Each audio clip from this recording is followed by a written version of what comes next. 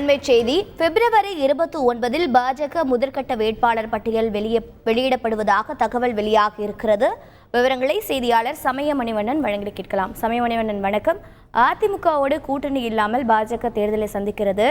அண்மையில் 14 அதிமுக முன்னாள் அமைச்சர்களும் பாஜகவில் இருந்தனர். தற்போது காங்கிரசின் முக்கிய தலைவராக பார்க்கப்படும் எம்எல்ஏ விஜயதாரணியும் காங்கிரஸில் இருந்து பாஜகவில் இணைந்திருக்கிறார்கள். தற்போது இந்த வேட்பாளர் பட்டியலில் எந்தெந்த தலைவர்கள் பெயரெல்லாம் எதிர்பார்க்கலாம்? விவரங்கள் என்ன?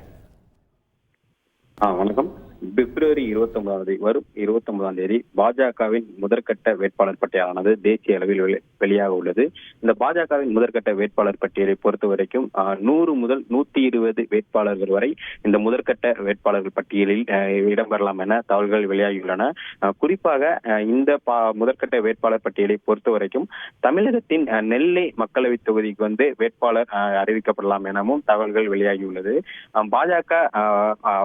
பாஜக மையக்குழு கூட்டமானது, தேர்தல் மையக்குழு கூட்டமானது வரும் 29ஆம் தேதி டெல்லியில் நடைபெற உள்ளது. பாஜக தேசிய தலைவர் JP நட்டா தலைமையில் நடைபெறும் இந்த தேர்தல் மையக்குழு கூட்டத்தில் பிரதமர் மோடி, மத்திய உள்துறை அமைச்சர் அமித்ஷா, பாஜக தேசிய பொதுச் செயலாளர் PL சந்தோஷ் உள்ளிட்ட பாஜகவின் தலைமை மற்றும் முக்கிய நிர்வாகிகள் இந்த ஆலோசனை கூட்டத்தில் பங்கேற்க உள்ளனர். இந்த ஆலோசனை கூட்டத்தை பொறுத்த வரைக்கும் பாஜகவிற்கு கடந்த தேர்தலிலோ அதுக்கு முந்தைய தேர்தலிலோ வெற்றி பெற்ற தொகுதிகள் மற்றும் தோல்வியடைந்த தொகுதிகள், குறிப்பாக எந்த தொகுதிகளில் பாஜகவிற்கான வெற்றி வாய்ப்பு அதிக அளவில் உள்ளது என பல்வேறு கணக்கீடுகள், பல்வேறு விவரங்கள் மூலம் சேகரிக்கப்பட்டு எந்த தொகுதிக்கு முன்னதாக வேட்பாளர்களை அறிவிப்பது பாஜகவிற்கு நன்மை பயக்கும் என்பது உள்ளிட்ட பல்வேறு அம்சங்கள் குறித்து ஆலோசனை நடைபெற உள்ளது.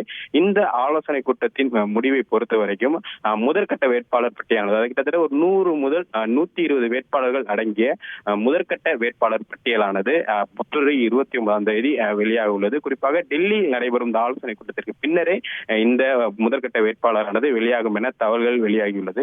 இந்த முதற்கட்ட வேட்பாளர் பட்டியலை பொறுத்த வரைக்கும் தமிழகத்தில் நெல்லை நாடாளுமன்ற தொகுதிக்கான முதற்கட்ட வேட்பாளர் பட்டியலானது, முதற்கட்ட வேட்பாளர் பெயரானது அந்த பட்டியலில் இடம்பெறவும் வாய்ப்புள்ளதாக பாஜக வட்டாரங்கள் தகவல் தெரிவிக்கின்றன.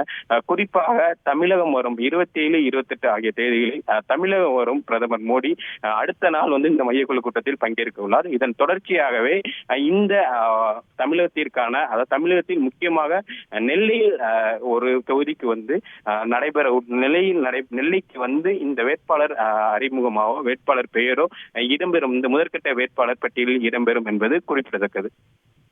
தகவல்களுக்கு நன்றி சமயமணிவண்ணன்.